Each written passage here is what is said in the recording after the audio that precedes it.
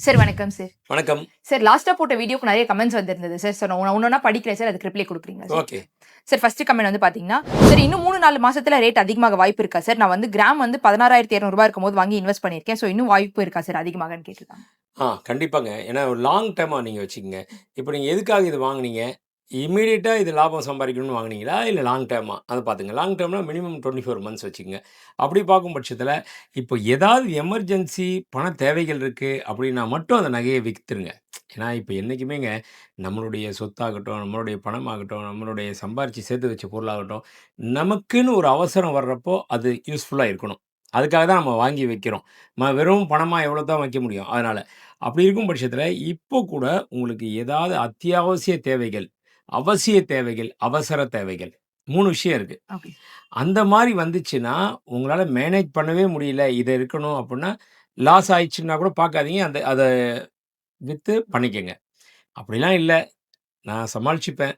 என்கிட்ட பணம் இருக்கு. இது வந்து உபரியா இருக்க பணத்த தான் நான் வாங்கி வச்சிருக்கேன். அப்படின்னா, உங்களது இல்ல அப்படின்னு நெனச்சு வைங்க. கண்டிப்பா பின்னாடி அது உங்களுடைய மிகப்பெரிய அளவுல ஒரு லாபத்த குடுக்கும். கண்டிப்பா சார். சார் அடுத்ததா பார்த்தீங்கன்னா, தங்கத்துல முதலீடு செய்வதை விட நிலத்துல முதலீடு செய்வது நல்லது அப்படின்னு சொல்லி கமெண்ட் பண்ணியிருக்காங்க சார். அப்படிலாம் இல்ல. எதையுமே எதையோட கம்பேரே பண்ணக்கூடாது. இப்போதைக்கு ஒரு சூழ்நிலையில. ஏன்னா நிலம் அப்படின்றது வந்து அது ஒரு தனி செக்மெண்ட். ஓகே. நிலம் வந்து பார்த்தீங்கன்னா, 2007, 2010 வரைக்கும் தாங்க நிலத்துடைய ரேட் அபரீதமான ஒரு வளர்ச்சி. அதுக்கப்புறம் பார்த்தீங்கன்னா, அப்படியே நின்னு போச்சு. நிலத்துடைய ரேட் ஏர்றது. இப்ப சிட்டிக்குள்ளலாம் இப்போ ஒரு ரூ. 3,00,00,000க்கு ஒரு பிளாட் வித்தது 2400 சதுர அடி அப்படின்னா, 2010லேருந்து 2025 வரைக்கும் பார்த்தீங்கன்னா, ஒரு 10 டூ 20% தான் விலை ஏறியிருக்கு. இல்ல 30%. ஏற்கனவே வளர்ச்சி அடைஞ்ச ஒரு பிளேஸ்ல சொல்றேன். இதே கொஞ்சம் அவுட்டர்ல, ம். மஃப்சல்ல ம். பார்த்தீங்கன்னா, ஒரு ரூ. 1,00,00,000 இருந்த இடம் எல்லாமே இப்ப 2,00,00,000, 3,00,00,000ன்ற அளவுக்கு ஆயிடுச்சு. அது மஃப்சல். குரோயிங் ஏரியான்னு சொல்லுவோம் அந்த மாரி. அதனால இதோட அதையும் தங்கத்தையும் அதையும் கம்பேர் பண்ண முடியாது. தங்கம் வேற, அது வேற. ஆ. தங்கத்த நீங்க ஒரு குண்டு மணியா வாங்கலாம். ஏன் சிம்பிளா சொல்லப்போனா வெறும் ரூ. 100க்கு தங்கத்த வாங்கலாம். ரூ. 100க்கு இடத்த வாங்க முடியுமா? இல்ல ரூ. 1000க்கு இடத்த வாங்க முடியுமா? இன்னைக்கு இருக்க கணக்குல லட்சம், கோடிய தாண்டிடுச்சு. அதனால வந்து அந்த இடம் வாங்குறதுக்கே முதலீடு அப்புட்ன்னா, கொஞ்சம் கொஞ்சமா தங்கத்த சேர்த்து, சேர்த்து, சேர்த்து வச்சுட்டு, மொத்தமா கொண்டு போய் தங்கத்த வித்து கூட இடத்த வாங்கலாம். இதுதான் இதுவரைக்கும் ஆரம்ப காலத்துலருந்து வந்துட்டு இருக்கக்கூடிய ஒரு விஷயம். ஓகே. சார் அடுத்ததா பார்த்தீங்கன்னா, நெறைய கமெண்ட் எத பத்தி கேட்டிருக்காங்கன்னா, கோல்டு சவரனே வந்து 80,000க்கு தான் வரும். இப்போ யாரும் வாங்காதீங்க வெயிட் பண்ணுங்க அப்படின்னு சொல்லி கமெண்ட் பண்ணியிருக்காங்க சார். அது அவருடைய தனிப்பட்ட கருத்து. இப்ப நான் சொல்றேன் அப்டின்னா கூட, இது என்னுடைய கருத்து. பட் ஓவராலா நான் வந்து ஆராய்ச்சி பண்ணி என்ன மாரி இருக்கு, எதுன்னு சொல்லிட்டு பல பேர்கிட்டயும் டெய்லியும் தினமும் என்னுடைய ஷாப்புக்கு வர வாடிக்கையாளர்கள்ட்டயும் நான் இத பத்தி டிஸ்கஸ் பண்ணுவேன். என்னுடைய டீலர் கிட்ட டிஸ்கஸ் பண்ணுவேன். என்னுடைய சீனியர்ஸ் கிட்ட டிஸ்கஸ் பண்ணுவேன். இந்த தொழில்ல, இந்த துறையில இருக்கிற வல்லுனர்கள் அவங்கள்ட்ட டிஸ்கஸ் பண்ணுவேன். பொருளாதார வல்லுனர்கள்ட்ட டிஸ்கஸ் பண்ணுவேன். ஃபினான்சியல் அட்வைசர்ஸ் கிட்ட டிஸ்கஸ் பண்ணுவேன்.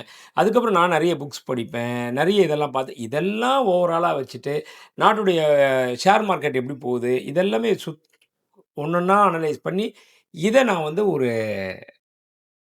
ஒரு என்ன சொல்றது? எண்ட் வெர்ஷன் ஒரு அருமையான ஒரு வடிவத்தில கொண்டு வந்து, என்னுடைய ஒப்பீனியனோட சேர்ந்து குடுப்பேன். அ சும்மா ஜெனரலா ஒருத்தர் சொல்றாரு அப்படின்னா, அவர் எத வச்சு சொல்றாரு? என்ன 80,000 வருமா? இப்ப ஏற்கனவே நான் கூட சொல்லியிருக்கேன். இந்த ஜான் மில்ஸ்ன்னு சொல்லி ஒரு அமெரிக்க பங்குச்சந்தை நிபுணர் சொன்னாரு. 38% வீழ்ச்சி அடையும். அது எப்படிய்யா நீ சொல்ற? 38%ன்றது அவ்ளோ அக்யூரேட்டா உன்னால எப்படி சொல்ல முடியுது? அப்படின்னு கூட நான் அந்த டைம்லயே கமெண்ட் பண்ணியிருந்தேன். அத பத்தி நெறைய டிபேட்ல பேசிக்கிட்டு இருந்தேன். ஓகே. அது ஆனா ஏறல. ம். அந்த அளவுக்கு குறையல. குறையல. என்ன ஆகி போயிடுச்சு, அத விட 38% குறையும்னு சொன்னாரு. அன்னைக்கு வந்து ரூ. 8,300 கிராம் வித்துச்சு. Okay sir. இவரு சொல்லிட்டு போயிட்டாரு. ம். அப்போ ரூ. 5,000 கிராம் வரும்னு நெனச்சு பாதி பேர் வாங்கல. Okay sir.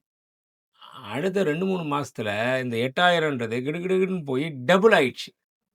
End of the டிசம்பர்லாம் பார்த்தீங்கன்னா, டபுள்ன்ற லெவல்ல ஒடியாந்துடுச்சு. அந்த மாரி இருக்கிறப்போ, ஆ இத வந்து மிஸ்கைட் பண்ற மாரி ஆயிடும்.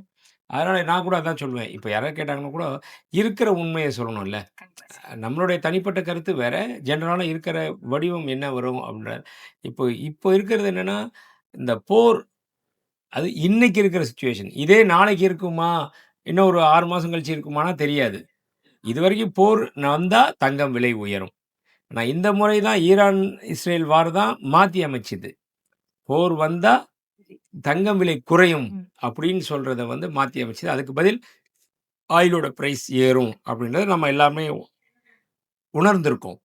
அப்படி பார்க்கும் பட்சத்தில, இந்த போர் கூடிய விரைவில நின்னு போச்சு அப்படின்னா, ஆயில் பிரைஸ் ஓரளவுக்கு ஏறுறது தடுக்கப்படும். அந்த மாரி நேரத்தில, அந்த ஆயில் பிரைஸ் ஒரு ஸ்டெடி ஆயிடுச்சு அப்படின்னு சொன்னாலே, சும்மா இருக்க மாட்டாங்க இன்வெஸ்டர்ஸ். இந்த முதலீடு நெறைய குடுக்கல், வாங்கல் பண்றவங்க, லாபத்த சம்பாதிக்கிறவங்க, அவனுக்கு ஏதாவது ஒண்ணு வேணும்ல. அடுத்தது என்ன? வேற ஏதாவது எந்த துறை ஓகே. அடுத்தது வருதோ, ம். பார்த்து அதுல சத்தம் இன்வெஸ்ட் இல்லாம எ எந்த பெரிய லாஸ் இல்லாம இருக்கிற துறைனா கோல்டு ஒண்ணு தான். அதனால அவங்களுடைய பக்கம் திரும்பலாம். புரியுது. ஆனா 80,000 போறதுக்கு வாய்ப்புகள் மிக மிக குறைவு அப்படின்றது என்னுடைய கருத்து. Okay sir. சார் அடுத்த கமெண்ட் பார்த்தீங்கன்னா, போர் முடிஞ்சதும் தங்கம் விலை ஏறாது. விலைவாசி தான் உயருக்கு வரும் அப்படின்னு சொல்லியிருக்காங்க சார். அது உண்மையா சார்? ஆ அதாவது வந்து தங்கம் விலை உயராது. இவர் சொல்றா மாரி விலைவாசி உயரும் அப்படின்ற விலைவாசி எப்போ உயரும்? ஏதாவது ஒரு பொருள் வரணும். எரிபொருள் வந்து கிடைக்காம இருக்கணும். இந்த ஆயில்லாம் பிரைஸ் போச்சுனா தான் டிரான்ஸ்போர்ட் வந்து விலை ஏறிடும். டிரான்ஸ்போர்ட் விலை ஏறிச்சுன்னா, அந்த கச்சா பொருட்கள் எல்லாமே விலை ஏறும். ஒரு காய்கறி விலை கூட அது காய்கறி வந்து ரூ. 10 ஒரு கிலோ இருக்குது. அந்த விவசாயி குடுக்குறாரு அப்படின்னா, அங்கருந்து டிரான்ஸ்போர்ட் பண்ணி தான் கொண்டு வந்து கோயம்பேடுக்கு வர முடியும்.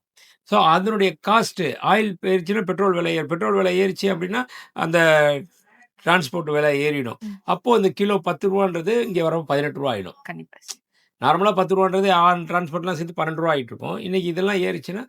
18க்கு வந்துரும். அப்போ இது ஜாஸ்தி வரும். அந்த பொறுத்து தான் இருக்குமே தவிர, விலைவாசி ஏறும். ஆயில் பிரைஸ் குறைஞ்சிச்சுன்னா விலைவாசி அப்படியே நின்னு போயிடும். அப்போ என்னதான் இருந்தாலும் தங்கத்தில உடைய பிரைஸு கூடுறதுக்கு உண்டான வாய்ப்புகள். ஏன் கூடும்? இன்வெஸ்டர்ஸ். ம்.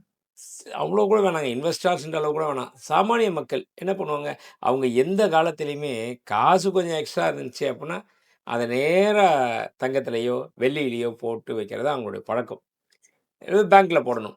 அது டீச்சர்ஸு, பேங்க்ல ஒர்க் பண்றவங்க, அவங்க எல்லாமே பார்த்தீங்கன்னா, ஒரு நிலையான வருமானம் வரணும். நான் எதையுமே நம்ப மாட்டேன். அப்படின்னு சொல்லிட்டு சில பேர் அதில ரொம்ப ஸ்ட்ராங்கா இருப்பாங்க. அவங்களுமே இன்னைக்கு மாறி போயிட்டாங்க தங்கத்தில இன்வெஸ்ட் பண்ற அளவுக்கு. ஆமா சார். சார் அடுத்ததா பார்த்தீங்கன்னா வந்துட்டு, சாருக்கு வந்து விலை குறைஞ்சதால ஃபேஸ் ஹேப்பியாவே இல்ல. கொஞ்சம் சிரிங்க சார் அப்டின்லாம் சொல்லியிருக்காங்க சார். அப்படிலாம் கிடையாது. அன்னைக்கு என்னன்னா சொல்ல முடி நெறைய டிராவல் பண்ணியிருந்தேன். Okay sir. அந்த முறை. டிராவல் பண்ணிட்டு நம்ம வீடியோஸ் எடுக்கணுமே அப்படின்ற ஒரு கட்டாயத்துக்கு வந்துட்டேன். அதனாலயும் மத்தபடி விலை குறைஞ்சாலோ, விலை ஏறுனா சந்தோஷம், விலை குறைஞ்சா வருத்தம் அப்படிலாம் கிடையாது. ஏன்னா 35 வருஷம் இந்த ஃபீல்டுல இருக்கிறதுனால, அது எல்லாத்தையுமே நெறைய முறை பார்த்தாச்சு. பார்த்துட்டு வந்தனால அந்த ஒரு தாக்கம்லாம் கிடையவே கிடையாது. சம்டைம்ஸ் உள்ளுக்குள்ள இருக்கும். சின்ன ஒரு பூரிப்பு. அது கண்டிப்பா. இல்லைன்னா எப்படிங்க மனுஷனா இருக்க முடியுமா? கண்டிப்பா அ சார். நம்மளுடைய பொருள் நம்ம வச்சிருக்க பொருள் ரூ. 10 பொருள் ரூ. 20 ஆச்சுன்னா ஒரு சின்ன ஒரு சந்தோஷம் வரும். அந்த ரூ. 10 பொருள் ரூ. 5 போச்சுன்னா சின்ன ஒரு வருத்தம் வரும். கண்டிப்பா. அது இல்லைன்னு சொல்லல. பட் நாங்கலாம் வியாபாரியா இருக்கனால, நாங்க அத பார்க்கறதில்ல. இன்னைக்கு வியாபாரம் எப்படி இருக்கு? அந்த லாபம் எப்படி இருக்கு? நம்ம பேலன்ஸ் ஷீட்ல எப்படி P&L எப்படி மெயின்டெயின் ஆகுது? அந்த அதுதான் அட்வான்ஸ் டாக்ஸ் எப்படி கட்டணும்? புரியுது. ஜிஎஸ்டி எப்படி கட்டணும்?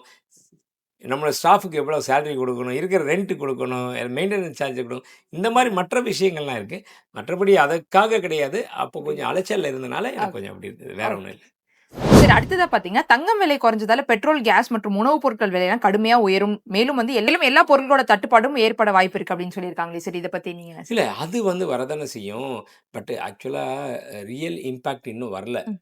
Okay sir. வரலைன்னா, இவ்ளோ உலகத்தில இப்படி அடைஞ்சிருக்கு. நமக்கு வந்து கேஸ்லாம் வந்து மிகப்பெரிய அளவுல தட்டுப்பாடு வரல. ஆமா சார். பாதி தான் வந்திருக்கு. மத்திய அரசாங்கம் அந்த அளவுக்கு ஓரளவுக்கு சீர் செஞ்சு போயிட்டு இருக்காங்க. அ அ பெட்ரோலும் நல்லா ஓரளவுக்கு கிடைச்சிட்டு இருக்கு. ஆனா இதெல்லாம் மிகப்பெரிய அளவுல போய் இந்த லாக்டவுன் வர அளவுக்கு வந்துருச்சு, தீவிரமாச்சு அப்படின்னா மட்டும் தான் அது பெரிய இம்பாக்ட் வரும். அடுத்த லெவல். மத்தபடி அதுவரைக்கும் கடவுள் ஆசீர்வாதத்தில இதுவரைக்கும் பெரிய இது இந்தியால வந்து வரல. சரி இப்போ வந்து உள்நாட்ல தங்கம் விலை குறைக்க மத்திய அரசு முக்கிய முடிவெல்லாம் பண்ணியிருக்காங்களாமே சார். அத பத்தி கொஞ்சம் நம்ம ஆடியன்ஸ்க்கு எக்ஸ்பிளைன் பண்றீங்களா சார்? உள்நாட்ல தங்க விலை குறையுது மத்திய அரசாங்கம். இல்ல முடியாதே! அதெல்லாம் வந்து தங்கத்த குறைக்கணும், கூட்டுறதுன்றது வந்து உள்நாட்டிலயும் சரி, வெளிநாடுகள்லயும் கிடையாது. இது வந்து ஒரு குளோபலைசேஷன். அதாவது வந்து ஒட்டுமொத்த உலகத்தில இருக்கிற எல்லாருடைய டிமாண்ட் அண்ட் சப்ளைய பொறுத்து தான் தங்க விலை ஏறுதே தவிர, நம்ம இந்திய அரசாங்கமோ, இல்ல தமிழக அரசாங்கமோ, இல்ல நம்மள இருக்க தெற்காசிய நாடுகளோ சேர்ந்து கூட இத முடிவு பண்ண முடியாது. Okay sir. அத தங்கத்த பொறுத்தவரைக்கும். அதெல்லாம் ஒரு டைம்ல இருந்துச்சு. இப்ப அது கிடையாது. கிடையாது. அந்த ஒரு டைம்ல இருந்தது கூட பாம்பே மார்க்கெட்ன்னு சொல்லுவோம். ஓகே இப்ப சார். அதெல்லாம் வந்து கிடையாது. வேர்ல்டு லெவல் அங்க நடக்கிற விஷயம் இங்க அடுத்த செகண்ட் ஓகே தெரிய சார். ஆரம்பிக்குது இல்லையா? அதெல்லாம் மறைஞ்சே போயிடுச்சுன்னு வைங்களேன். Okay sir.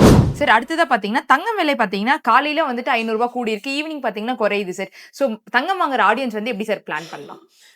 ஆ இது எல்லாமேங்க நம்மள்ட்ட பணம் இருந்தா, அது வந்து அத வச்சு தான் நீங்க தீர்மானமே பண்ணணும். Okay sir. பணம் இல்லாம சும்மா அப்படியே கனவு காண்றதோ, இல்ல கடன் வாங்கி பண்ணணுன்றதோ, அதெல்லாம் எப்பயுமே வரக்கூடாது. உங்களுக்கு அதிர்ஷ்டம் இருந்தா, இப்பலாம் சொல்லப்போனா அந்த மாரி கூட ஒரு வார்த்தைய சேர்த்துக்கலாம். இப்போ வந்து இது நிச்சயமா விலை குறையும், இப்ப விலை குறையாது அப்படின்லாம் சொல்லவே முடியாது. இதனால குறையும்னு சொல்ல முடியாது. அதனால இப்ப இருக்கிற இது ம். ஓரளவுக்கு திருப்திகரமான ஒரு விஷயம். அ அடுத்த ஒரு இப்பலாம் வந்து ஒரு நிகழ்வு நடந்ததுக்கு அப்புறம் தான் முதல்லாம் பாதிப்பு வரும், விலை ஏறும். இப்போ நிகழ்வு நடக்கிறதுக்கு முன்னாடியே ஸ்டேட்மெண்ட் அறிக்கை விடுறாங்கல்ல, ஓகே அத சார். வச்சு விலை ஏறுது. Okay sir. இப்ப ட்ரம்ப் வந்து ம். 5 நாட்கள் நான் வந்து ஒத்தி வச்சிருக்கேன். ஈரான் மீது போர் எடுக்கிறத அப்படின்னு சொல்றாரு. சொன்ன உடனே இங்க பார்த்தீங்கன்னா, ரூ. 5000 ஒரு சவரனுக்கு ஏறி போச்சு. Okay sir. வெறும் ஜஸ்ட் அறிக்கை தான் அது. அறிக்கைக்கு. ஓகே. அந்த மாரி தான் போயிட்டுருக்கு. திடீர்னு நாளைக்கு வந்துட்டு 2 நாடுகளுமே நாங்க சமரச ஒப்பந்தம்க்கு ரெடியா இருக்கோம். ம். வந்துட்டோம் அப்படின்னு சொன்னீங்கன்னா பாருங்க, அந்த ஜஸ்ட் அந்த ஸ்டேட்மெண்ட். உடனே ஒரு ரூ. 10,000 திருப்பி விலை உயர்த்துக்கு வரணும். ஓகே இது சார். எப்போ நடக்கும்? என்ன ஆகும்? தெரியாது. இல்ல ஒரு கால் இன்னும் நாங்க சண்டை இன்னும் பயங்கரமா இருக்கு. நான் அழிக்காம விடமாட்டேன் அப்படின்னு சொன்னா, திரும்பி அடுத்து ஒரு டவுன்ஃபால் இருக்கும். ஓகே. அந்த மாரி தான் போயிட்டுருக்கு. Okay sir. சார் அடுத்ததா ஒருத்தவங்க கேட்டிருக்காங்க சார். ஒரு வேளை போர் முடிவுக்கு வந்த பின்னால் உடனடியா ஓரிரு மாதங்கள்ல விலை கூடுமா? இல்ல வந்து 1 வருஷத்துக்கு அப்புறம் தான் விலை கூடுமா அப்படின்னு? இல்ல. ஏன்னா ஏற்கனவே வந்து தங்கம் வந்து முன்னேற்ற பாதையில போய்க்கிட்டே இருந்த தங்கம். Okay sir. இப்ப அதுக்கு வந்து பிரேக் டவுன் அடிச்சிருக்கு. அதுவும் இப்ப இந்த ஒரு காரணத்துக்காக. அது சீராகி வந்துடுச்சு அப்படின்னு சொன்னா, கண்டிப்பா என்ன ஆகும்? அடுத்து அந்த ஃபாஸ்ட் போக தான் ஓகே. செய்யும். Okay sir. அப்படின்றது என்னுடைய கருத்து. கடைசியா ஒருத்தவங்க கமெண்ட் பண்ணியிருக்காங்க சார். தங்கம் வாங்குறவங்க இப்ப எப்படி பிளான் பண்ணலாம் கோல்டு கூட அப்படின்னு கேட்டிருக்காங்க சார். இல்லங்க. தங்கம் வாங்குறத பத்தி நீங்க கவலையே படாதீங்க. நகைச்சீட்டாவோ, இல்ல டிஜிட்டல் கோல்ட், டிஜி கோல்டாவோ, இல்ல உங்கள்ட்ட கையில பணம் இருக்கா? காயினாவோ அவ்வளோதான். எப்பப்போ இருக்கோ, அப்பப்போ நீங்க போய் ஒரு காயினா கூட வாங்கி வைங்க. இல்ல நகையா கூட வாங்கி வைங்க. அந்த மாரி பிளான் பண்றது நல்ல விஷயம் தான். Any day long derma, short derma அத மட்டும் நீங்க பார்த்துக்கங்க. ஷார்ட் டர்ம்னா இதுல வராதீங்க. லாங் டர்மா 100% இதுல வாங்க. 2 வருஷம் வெயிட்டிங் பீரியட் வைங்க. கண்டிப்பா இப்ப இருக்கிற ரேட்ட விட 40% இன்னைக்கு இருக்கிற சினாரியோல 40% குறைந்தபட்ச லாபம் 2 வருடத்துல கிடைக்கும் அப்படின்றது என்னுடைய ஆணித்தரமான ஒரு நம்பிக்கை. கண்டிப்பா sir. Thank you so much sir. நன்றி. நம்ம சேனல லைக் பண்ணுங்க, கமெண்ட் பண்ணுங்க, ஷேர் பண்ணுங்க, சப்ஸ்கிரைப் பண்ணுங்க. மறக்காம பெல் பட்டன பிரஸ் பண்ணுங்க. என்றும் இணைந்திருங்கள் கோல்டு குருவுடன்.